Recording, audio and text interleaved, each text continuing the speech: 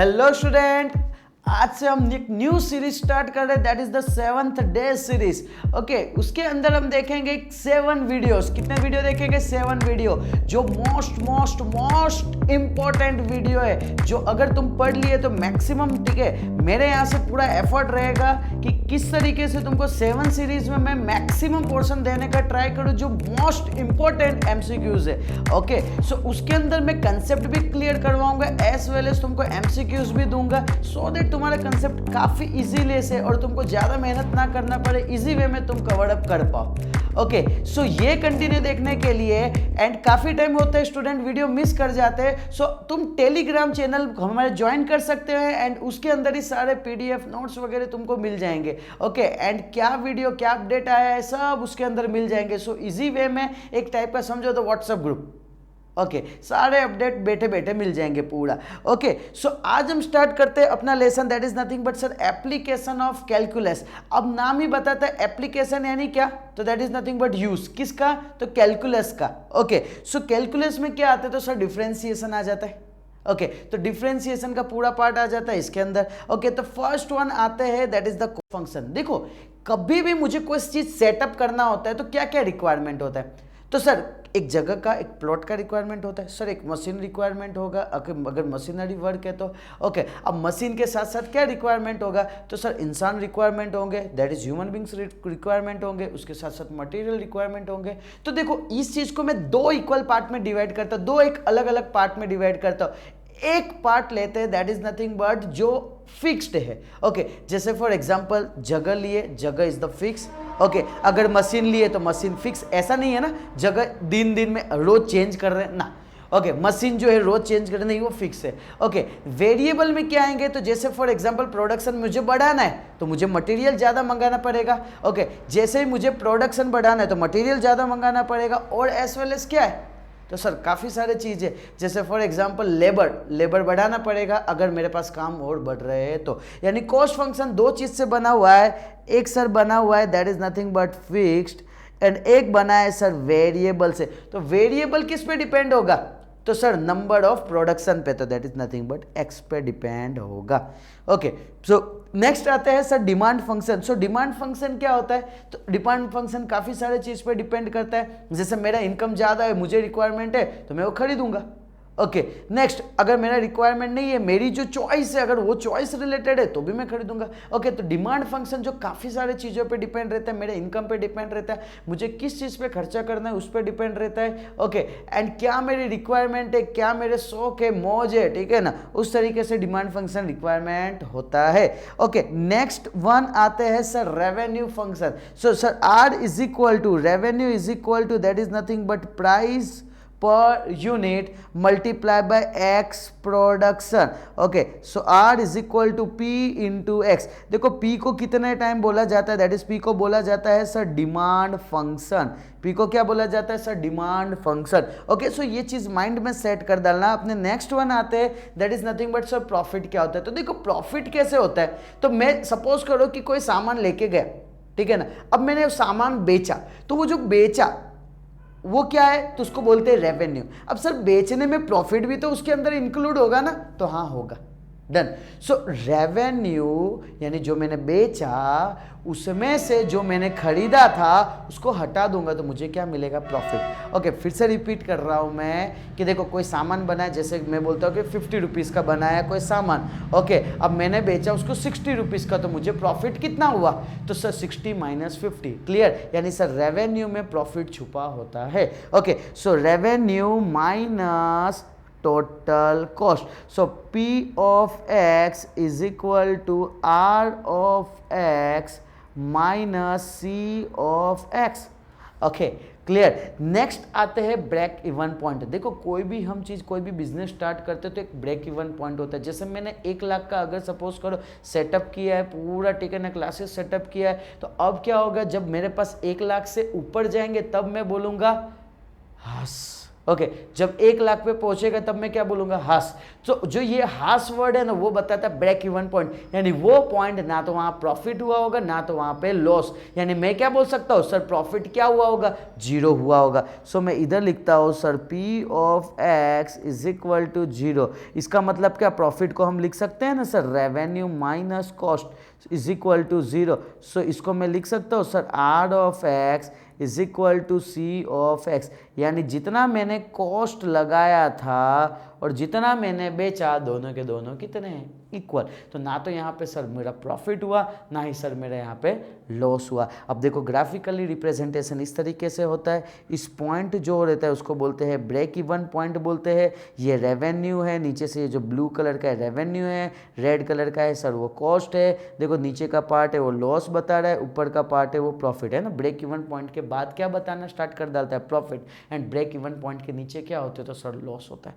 Okay, next one आते हैं sir average. देखो एक सिंपल सा लॉजिक में बताता हूँ, जब भी तुमको ए दिखे आगे, क्या जब भी तुमको ए दिखे, देखो पहले सी को सी एस इट इज लिख दो। जब भी एवरेज दिखे तो एवरेज यानी क्या होता है, हमको पता है कि डिवाइड बाय नंबर, ठीक है ना, जो नंबर होते हैं उससे। अब यहाँ पे क्या है तो यूनिट है, कितने यूनिट हमने दैट इज प्रोडक्शन दिए, that is the x unit, so divide by x. In short जब भी एवरेज, जब भी ए दिखे सिंपल क्या करो, डिवाइड बाय एक्स। जब भी हमको M C that is marginal दिखे, दैट इज एम दिखे तो सिंपल क्या करो, सी का सी।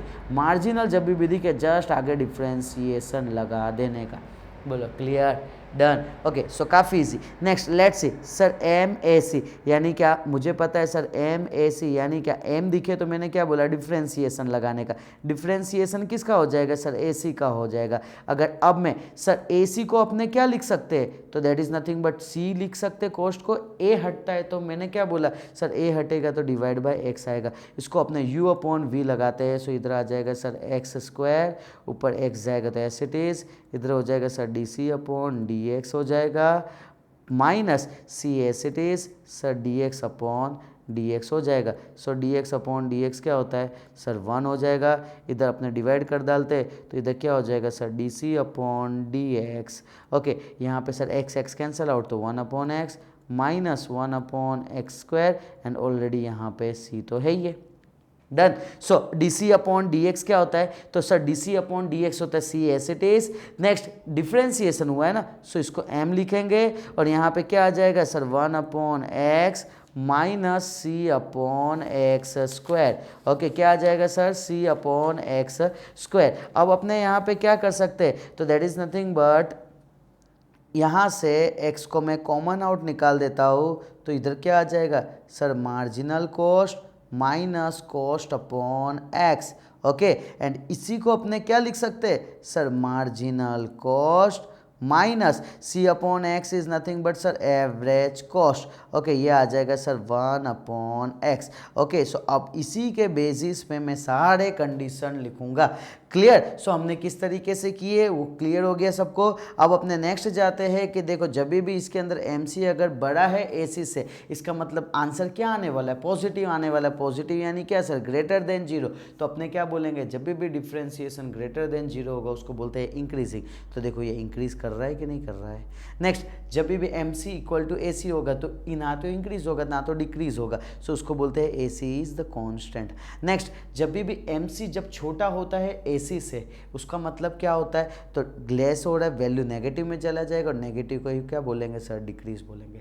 ओके, देखो average revenue is nothing but sir A R बोलते हैं, एंड एवरेज रेवेन्यू को ही अपने क्या बोलेंगे sir, revenue S it is. अभी शुभम सर ने बताया कि जब भी ए हटता है तो क्या आ जाएगा सर, डिवाइड बाय एक्स आ जाएगा। नेक्स्ट, यहाँ पे अपने बात करते हैं सर मार्जिनल रेवेन्यू, जब भी एम हटता है तो यहाँ पे क्या आ जाएगा सर, डिफ्रेंसिएशन आ जाएगा। नेक्स्ट, अब देखते हैं कि स्केचिंग यानी कि ड्राइंग के बेसिस पे क्या सीन रहता है। तो देखो जब भी परफेक्ट कंपटीशन रहता है तो क्या करने का, तो M R A R and P that is the price, marginal revenue, average revenue and price, तीनों के तीनों सेम रहेंगे। अगर जब भी मोनोपोली मार्केट रहेगा तो ऑलवेज याद रखना मार्जिनल रेवेन्यू जो है वो छोटा होगा एवरेज रेवेन्यू के कंपैरिजन में। ओके, सो क्या होगा, that is nothing but sir average revenue जो है वो मार्जिनल रेवेन्यू का दोनों कहाँ होंगे, नेगेटिव की ओर। देखो ऑब्जर्व करो, दोनों नीचे की ओर जा रहे, दैट इज नेगेटिव डायरेक्शन की ओर बता रहे। Next, M R curve remains below A R. देखो ऑब्जर्व करोगे तो AMR जो है वो कहीं ना कहीं नीचे है कंपेरेटिवली AR। ओके, सो ये खास ध्यान रखना, कहाँ पे होगा ये चीज़, तो पॉजिटिव क्वांटिटी में होगा, यानी फर्स्ट क्वाड्रेंट की हम बात कर रहे हैं। ओके, नेक्स्ट वन आते हैं अपने, तो मैक्सिमाइजेशन एंड मिनिमाइजेशन। देखो मैक्सिमाइजेशन मिनिमाइजेशन का कंसेप्ट खास माइंड में रखना, एकदम सिंपल वे है। देखो जस्ट पहले क्या, अगर मैं प्रॉफिट की बात कर रहा हूँ, प्रॉफिट का मैक्सिमाइजेशन है, प्रॉफिट का मिनिमाइजेशन, सिंपल क्या करना है, फर्स्ट स्टेप में मुझे प्रॉफिट को एज इट इज लिखना है, सेकेंड स्टेप मुझे डिफ्रेंसिएशन ऑफ प्रॉफिट करना है with respect to X and equal to 0। Done, इसको सॉल्व करो एंड सॉल्व करने के बाद कुछ ना कुछ तो वैल्यू निकलेंगे ना। ओके नेक्स्ट, उसके बाद डबल डिफरेंशिएशन करो। देखो अगर डबल डिफरेंशिएशन करते हो वैल्यू लेस देन 0 तो उसका उल्टा क्या होगा सर, मैक्सिमम। नेक्स्ट, अगर डबल डिफरेंशिएशन ग्रेटर देन 0 यानी ग्रेटर का उल्टा क्या, मिनिमम, तो सर मिनिमम। बोलो पता चला, क्लियर। सो मैक्सिमाइजेशन मिनिमाइजेशन में 3 स्टेप याद रखना। पहला क्वेश्चन है it is, second differentiation is equal to 0 and उसमें से हमको वैल्यू निकालना है। थर्ड स्टेप में हमको क्या करना है, तो सर थर्ड स्टेप में डबल डिफरेंशिएशन करना है। अगर वैल्यू ग्रेटर देन 0 है तो उसका उल्टा क्या, मिनिमाइजेशन यानी मिनिमम। वैल्यू लेस देन 0 है तो उसका उल्टा क्या, ग्रेटर देन 0, उसको अपने क्या बोलेंगे, मैक्सिमम। ओके, सो ये खास देखना। चलो अपने स्टार्ट करते हैं, सम्स को देखते हैं। देखो अगर तुमने नोटबुक एंड पेन लेके नहीं बैठा हो तो जल्दी से फटाफट वीडियो पॉज करो एंड फटाफट दौड़ के लेके आओ। ओके, लेके आ गए कि नहीं, ठीक है लेके आ गए। चलो सो अपने स्टार्ट करते हैं। देखो पहले तुमको सोचना है एंड सॉल्व करना है, जहां पे न्यूमेरिकल्स बेस्ड थियरी बेस्ड में बता दूंगा, बट न्यूमेरिकल बेस्ड में तुमको सोचना एंड करना रहेगा। Okay, so let's see first question, which of the following regarded as the study of continuous change. अभी जस्ट हमने देखे कि लेसन का ही नाम क्या है, तो कैलकुलस है, ठीक है ना, दैट इज चेंज बता रहा है। क्या चेंज बता रहा है, तो डिफरेंशिएशन के बेसिस पे। So C is my answer, that's it. Okay next, अब आते हैं next question number second. Okay, अब क्वेश्चन नंबर सेकंड ध्यान से समझना है इस चीज को। ओके, पहले तो वीडियो पॉज करो, खुद सॉल्व करो एंड फिर आंसर देखो। ओके चलो अपने स्टार्ट करते हैं। देखो total revenue of function that is nothing but TR हमको दे दिया गया है एंड मार्जिनल रेवेन्यू निकालने के लिए बोला है। ओके सर, अभी आपने बताया कि marginal revenue is nothing but differentiation आ जाएगा किसका सर, रेवेन्यू का। ओके सो रेवेन्यू या टोटल रेवेन्यू दोनों सेम है। ओके जस्ट माइंड में रखना, रेवेन्यू या टोटल रेवेन्यू दोनों के दोनों कैसे सेम है। इसका डिफरेंशिएशन करेंगे तो क्या आ जाएगा, तो सर इसका डिफरेंशिएशन आ जाएगा 300 माइनस सर 2 2 जा 4 Q एंड क्या बोला है कि Q का वैल्यू कितना डालना है, तो सर 30 डालना है। Q की जगह 30 पुट कर देंगे, 300 minus 4 into 30 that is nothing but 300 minus 120 is equal to कितना आ जाएगा sir 180। So A is my final answer. Okay let's see next question पे चलते हैं। Okay third one, the amount of revenue generated, sir revenue है per unit that is nothing but x है। So उसी को अपने क्या बोलते हैं, तो that is nothing but sir divide by x आता है, उसी को तो बोलते हैं आर का आर, डिवाइड बाय एक्स आता है उसको बोलते हैं ए, उसको क्या बोलेंगे sir average revenue. So C is my answer, simple. Okay sir next, okay sir marginal revenue is equal to 0। अगर marginal revenue is equal to 0, marginal revenue equal to 0 यानी क्या, मार्जिनल हटता है तो सर क्या आता है, differentiation, revenue is equal to 0। देखो जब भी रेवेन्यू का डिफरेंशिएशन 0 होता है इसका मतलब क्या, या तो आर मैक्स पे जाएगा या तो आर मिनिमम पे आएगा। उसको अपने क्या लिख सकते हैं, तो that is nothing but total revenue is at maximum और at minimum. Okay so next question देखते हैं अपने, which of the following factor affect the demand of the product in the market. देखो मैंने बात किया था सर डिमांड यानी क्या, हम पे डिपेंड करता है। सर पहला चीज़ प्राइस, सीधी सी बात है, अगर सस्ता होगा तो हम खरीदेंगे ज़्यादा, अगर महंगा होगा तो कम लिमिट में खरीदेंगे। Next income of the customer, sorry income of the consumer, income of the consumer यानी कि अब मेरी इनकम ज़्यादा है तो मैं उस हिसाब से खरीदूंगा, मेरी इनकम कम है तो मैं उस हिसाब से खरीदूंगा। नेक्स्ट थर्ड एडवर्टाइजिंग, एडवर्टाइजिंग यानी क्या, फॉर एग्जांपल मैं बोलता हूँ कि कितना टाइम हम प्रोडक्ट देख के कि हाँ सुन के खरीदते हैं, ठीक है ना, वो भी डिपेंड रहता है, ठीक है ना, कि हम सुनते लिए मर्सिडीज लेकिन थोड़ी जरूरी है कि मर्सिडीज हम खरीदने जाए। ओके डन, तो सारे के सारे चीज़ पर डिमांड फंक्शन डिपेंड रहेगा। Okay demand of the product in the market इस पर डिपेंड रहेगा, सारे चीज़ पर डिपेंड रहेगा। ओके नेक्स्ट वन आते हैं अपने, हैं what is inflection point. Okay, inflection point क्या होता है? तो देखो एक ऐसा पॉइंट रहता है जो टोटल कर्व रहता है ना, टोटल कॉस्ट कर्व रहता है, उस पर एक ऐसा पॉइंट रहता है जहां पे मार्जिनल कॉस्ट मिनिमम हो। ओके, टोटल कॉस्ट कर्व एक ऐसा कर्व रहता है, ठीक है ना, एक ऐसा कर्व रहता है जहां पे मार्जिनल कॉस्ट कैसा होना चाहिए? मिनिमम। मार्जिनल कॉस्ट मिनिमम कहाँ है? तो सर ए में है, so A is my answer. Okay, so next one करते हैं sir, which of the following is the correct expression of marginal cost. अब ये मोस्ट इंपॉर्टेंट, देखो मार्जिनल कॉस्ट यानी क्या था सर? मार्जिनल यानी क्या sir? Differentiation d by d x, किसका सर? कॉस्ट का। देखो यहाँ पे तुम एक चीज ऑब्जर्व करोगे तो यहाँ पे x नहीं लेके यहाँ पे q लिया है, तो सेम कोई डरने वाली बात नहीं है, x का जगह ये q भी ले सकते हैं। ओके, अब मोस्ट इंपॉर्टेंट यानी इसको मैं क्या लिख सकता हूँ सर? dc अपॉन dq लिख सकता हूँ। अब यहाँ पे समझने वाली चीज ये है कि मैंने पहले तुमको बोला था, तुमको याद होना चाहिए, माइंड में सेट होना चाहिए, अगर नहीं है तो अभी कर लेना। देखो जब भी डिफरेंशिएशन, डिफरेंशिएशन कहाँ से आया? चेंजेस से आया, तो चेंजेस को ही अपने क्या बोलेंगे? Delta, delta c upon delta q, and that is cost and total cost, दोनों के दोनों कैसे होते हैं sir? Same, delta total cost upon delta q, so A is my final answer. Okay, so next one अपने solve करते हैं।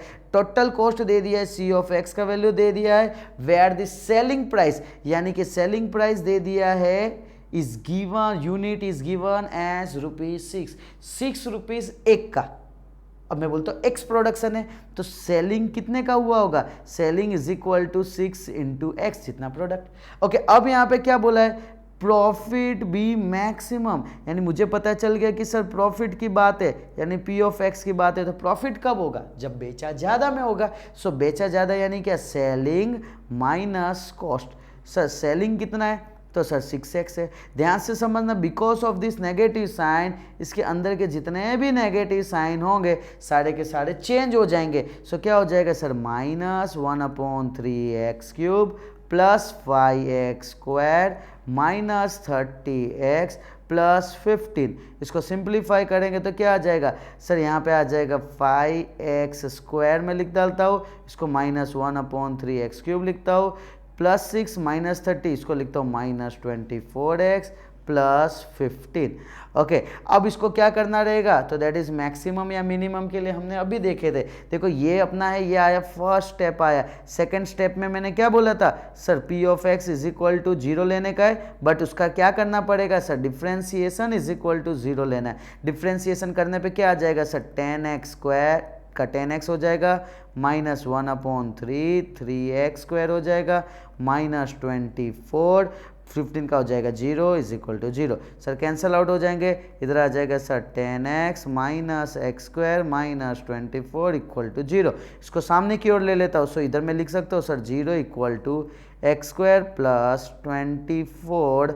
Okay, इसको मैं कंटिन्यू सीरीज में लिखता हूँ सो दैट इजी रहे, -10x plus 24।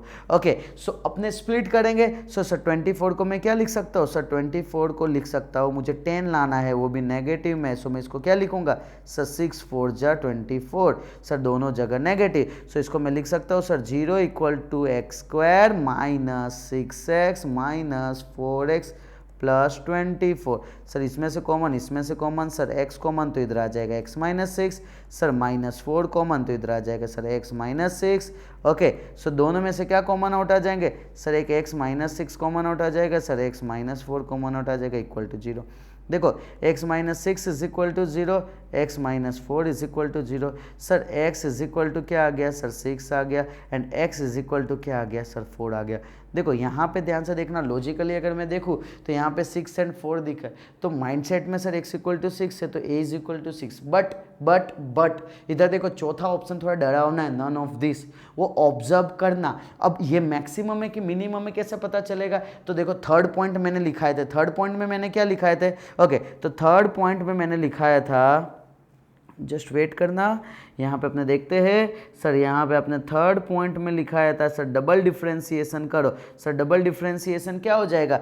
d2px upon dx²। अगर डबल डिफ्रेंसिएशन करूंगा तो डबल डिफ्रेंसिएशन किसका हो जाएगा? तो सर इसको सिंपली ये, इसको मैं डबल डिफ्रेंसिएशन डाल दूंगा, इधर क्या हो जाएगा सर? 10 minus 2x। देखो यहाँ पे अपने पास दो वैल्यू आए, एक x is equal to 6 put कर सकते हैं, x इक्वल टू 4 पुट कर सकते हैं।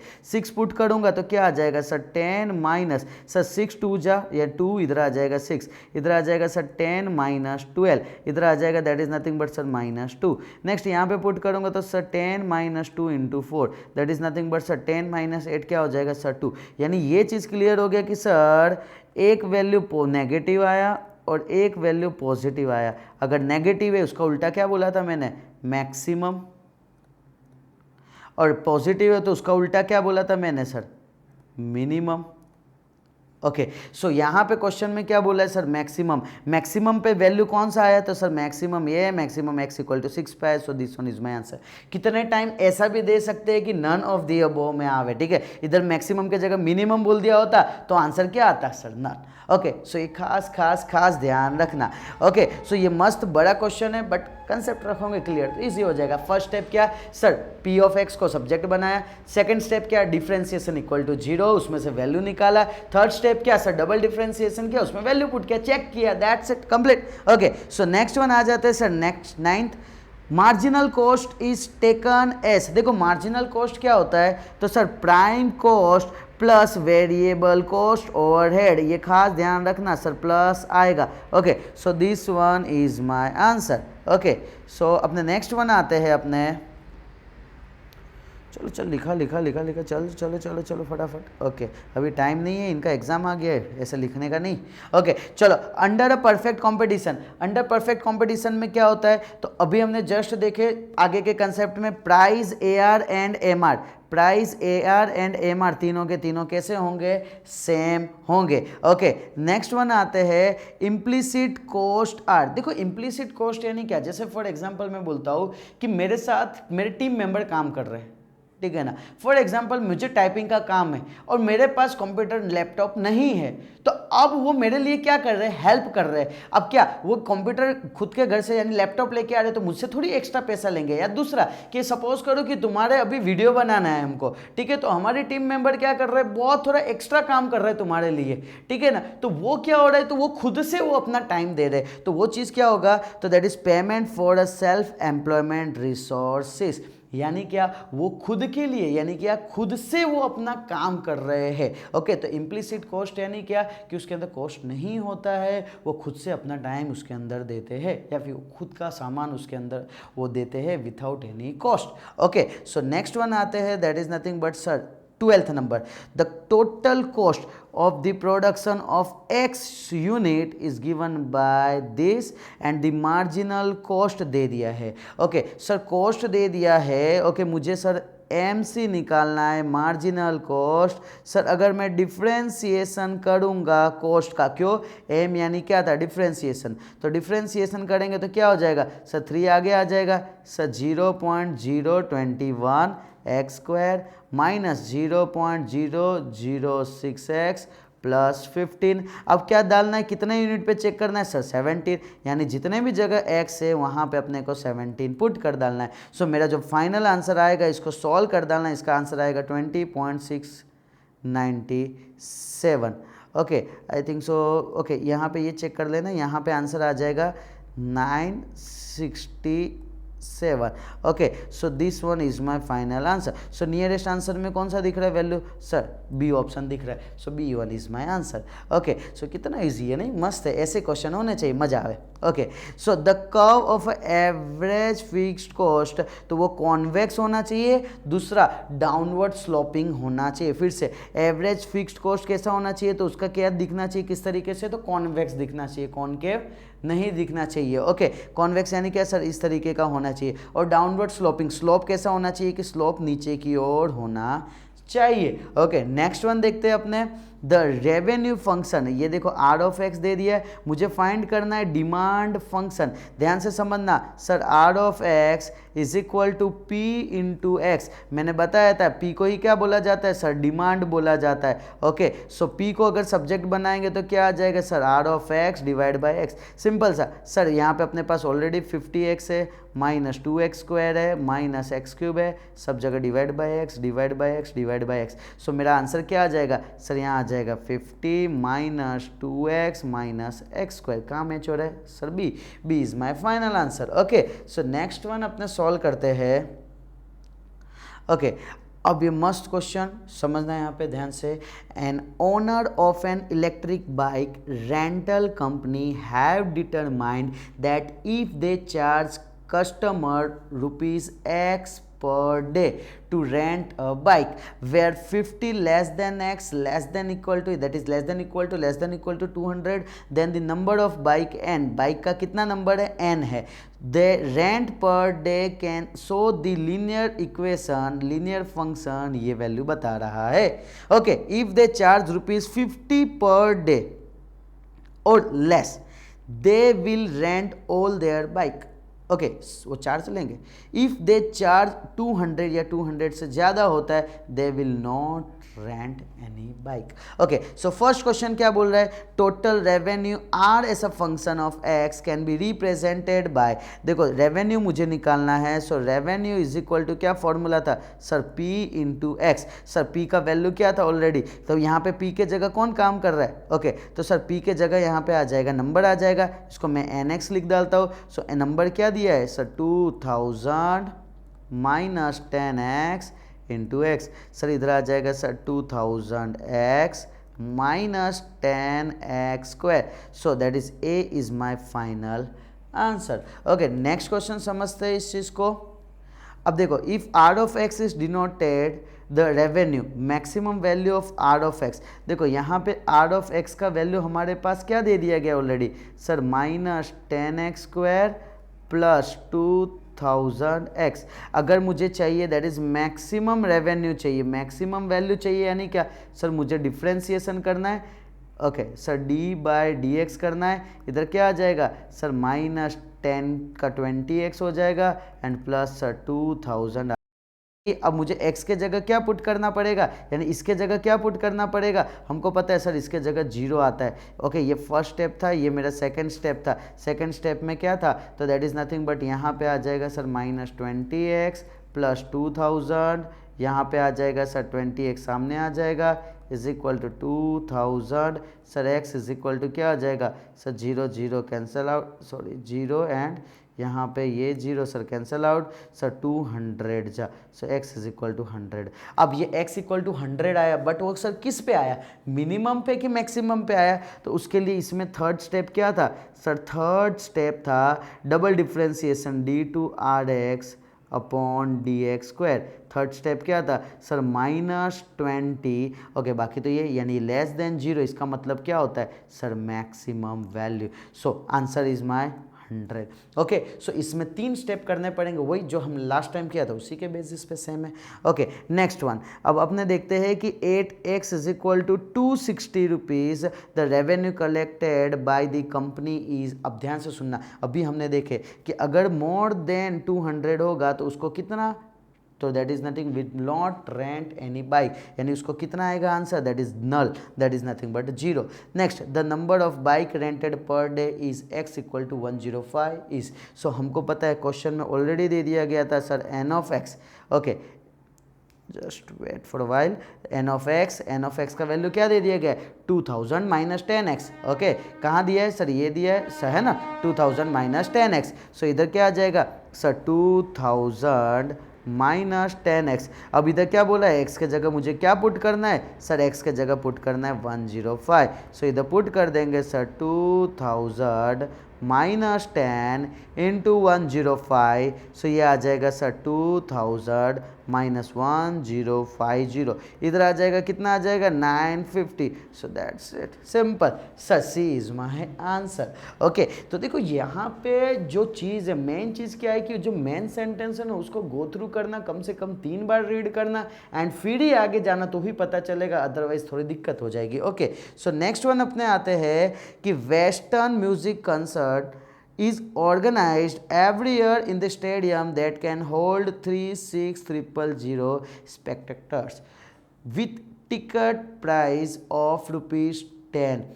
Average attendance has been 24,000. Some financial expert estimated that the price of a ticket should be determined by this much.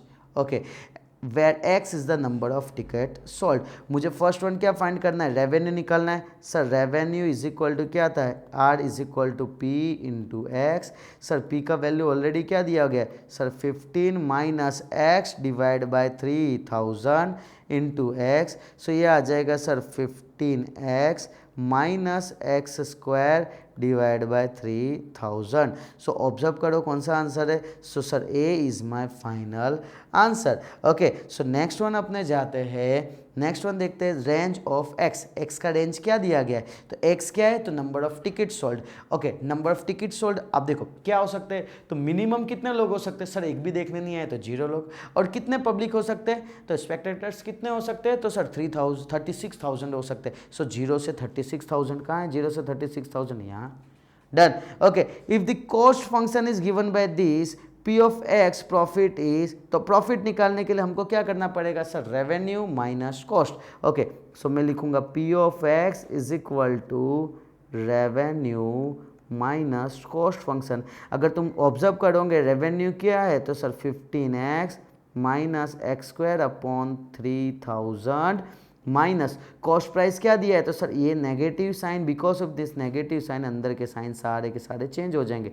2x square minus x plus 5. Okay, so यहाँ पे पूरे के पूरे अपने ने क्या कर दिए सर, चेंज कर दिए. अब यहाँ से मुझे प्रॉफिट मिल जाएगा. तो प्रॉफिट मिलेगा कैसे मिलेगा, तो देखो सर यहाँ पे अपने माइनस करेंगे तो 14x हो जाएगा. यहाँ पे अपने माइनस करेंगे, that is nothing but simplify करेंगे तो इधर क्या आ जाएगा सर, -1 माइनस 3000 2 जा 6000 minus 6001 x square upon 3000 plus 5. Okay, so ये P ऑफ X है. मुझे क्या चाहिए, तो P ऑफ X चाहिए था. कहाँ है आंसर इसका. ओके, सो A इसके जैसा सेम टू सेम दिख रहा है. सो A is my answer. Okay, next one अपने आते हैं the cost function C of X. ये दे दिया गया है, C ऑफ X दे दिया गया है. अब मुझे क्या बोला है कि sir marginal cost is equal to 0. So C of X marginal cost दिया है. मार्जिनल कॉस्ट यानी क्या होता है sir, differentiation of cost. Differentiation of cost, इसका अगर अपना डिफ्रेंसिएशन करते हैं तो यहाँ पे क्या आ जाएगा सर, ये हो जाएगा 2x हो जाएगा माइनस 10 हो जाएगा. और मार्जिनल कॉस्ट के जगह इधर क्या पुट करने बोला है सर, 0 पुट करना है. 10 सामने चला जाएगा, 10 is equal to 2x. Sir x is equal to क्या आ जाएगा sir 5. So this one B is my option. Okay, next question क्या बोला है कि C ऑफ X दे दिया गया है. C ऑफ X का वैल्यू दे दिया गया है.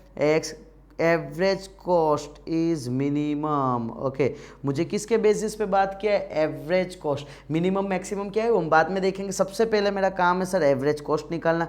Sir average cost is nothing but cost function divide by x. So इधर क्या आ जाएगा, तो सर ये पूरे फंक्शन में डिवाइड बाय एक्स करेंगे तो ये आ जाएगा 5 plus 2500 divide by x plus x upon 100. Okay, so ये एवरेज कॉस्ट आ गया, फर्स्ट स्टेप आ गया मेरा. सेकंड स्टेप क्या है, मिनिमम या मैक्सिमम निकालने के लिए सर डिफ्रेंसिएशन. सिंपल मैं काम करूंगा, AC के ऊपर डैश कर डालता हूँ और इज इक्वल टू 0. यही तो करना होता है ना, डिफ्रेंसिएशन इक्वल टू 0. सो इधर क्या आएगा 5 का 0, इसका हो जाएगा -2500 डिवाइड बाय एक्स स्क्वायर. ये हो जाएगा सर प्लस x का हो जाएगा, यहाँ पे हो जाएगा सर 1 हो जाएगा. सो x का लिखने की जरूरत नहीं है. 1 upon 100 is equal to 0. So इसको अपने क्या लिख सकते हैं sir, 1 upon 100 is equal to 2500 divide by x square. Sir x square सामने चला जाएगा. Sir x square is equal to 2500 into 100. यानी यहाँ से क्या मैं ऐसा लिख सकता हूँ सर, 25 इज 5 है ना, 5 का स्क्वायर. 2 0 किसका स्क्वायर, सिंगल 0 का स्क्वायर. यहाँ पे आ जाएगा नेक्स्ट 100 किसका स्क्वायर सर, 10 का स्क्वायर. हमको पता है सर 2 2 एंड 2 उड़ा सकते हैं, जितने भी पावर में है सब मल्टीप्लाई में तो हम उड़ा सकते हैं. Sir x is equal to इधर कितना आ जाएगा सर, 500 आ जाएगा. देखो अब ये x वैल्यू 500 आया, बट मिनिमम है कि मैक्सिमम है वो चेक करने के लिए हमको कहाँ जाना पड़ेगा, तो सर वो चेक करने के लिए हमको एक और बार डिफ्रेंसिएशन करना पड़ेगा, जिसे हम बोलते हैं डबल डिफ्रेंसिएशन. सर इसको मैं लिखूंगा ए सी डबल डैश। ओके, इसका डिफ्रेंसिएशन क्या हो जाएगा, तो माइनस का हो जाएगा सर प्लस। ओके 25 ये हो जाएगा, that is nothing but sir 5000। देखो यहाँ पे किस तरीके से होगा वो मैं जस्ट बता देता हूँ। इसको तुम अगर सिंप्लीफाई करोगे ना तो ऐसा हो जाएगा -2500, ये हो जाएगा x⁻⁻² प्लस 1/100।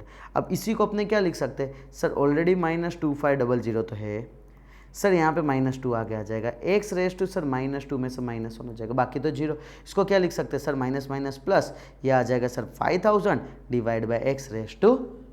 सो अब इसको अपने क्या कर सकते हैं, तो यहाँ पे ये x के जगह तुम 500 पुट करोगे तो वैल्यू क्या होने वाला है सर, वैल्यू क्या होने वाला है, तो ग्रेटर देन 0 होने वाला है। उसी को ही क्या बोलते हैं, उसका उल्टा मिनिमम। तो अब चेक करो, क्या मिनिमम पे चेक करने के लिए बोला है कि नहीं बोला है, तो हाँ, तो मिनिमम पे क्या आ जाएगा 500। अब समझना मोस्ट इंपॉर्टेंट चीज, मोस्ट इंपॉर्टेंट, अगर क्वेश्चन में ऐसा बोला होता मिनिमम के जगह समझो कि अगर मैक्सिमम बोला होता तो आंसर क्या आता, तो आंसर फिर हम नन ऑफ दिस लिखते। क्यों, क्योंकि ये मिनिमम का आंसर आया, मैक्सिमम का नहीं। ओके, सो इसी के साथ हमारा सेक्शन सी का लेसन 1 जो बोर्ड एग्जाम में पूछाने वाले हैं वो हमारा concept with proper understanding clear हुआ। देखो, जिसको जैसा स्पीड चाहिए उस हिसाब से स्पीड से तुम लोग सुनना, अंडरस्टैंडिंग करना। ओके, जल्दी ही सेकंड वीडियो के साथ मिलेंगे, तब तक के लिए बाय बाय। अरे कहाँ जा रहे हो, रुको भाई, सब्सक्राइब किए कि नहीं किए, नहीं किया, जल्दी करो। ओके, सो तुम्हारे लिए डे एंड नाइट एक कर रहे हैं, तुम्हारे लिए ये पूरा प्रिपरेशन पीपीटी प्रिपरेशन करने में बहुत टाइम लग जाते हैं और ऊपर से ज़िंदगी में तकलीफ ये है कि मैथ से, ठीक है ना, मान टाइपिंग करना सीखते, ठीक है ना, यहाँ पे मान टाइपिंग करना सीखते हैं, उसके बाद मैथ्स आ जाता है तो ज़िंदगी में तकलीफ आ जाती है, ठीक है। सो हम लोग दिन और रात एक करके तुम्हारे लिए मेहनत कर रहे हैं। सो तुम्हारे साइड से मुझे सपोर्ट चाहिए, ठीक है, एक मस्त वाला एक स्माइल दे देना, ठीक है। तब तक के लिए बाय बाय।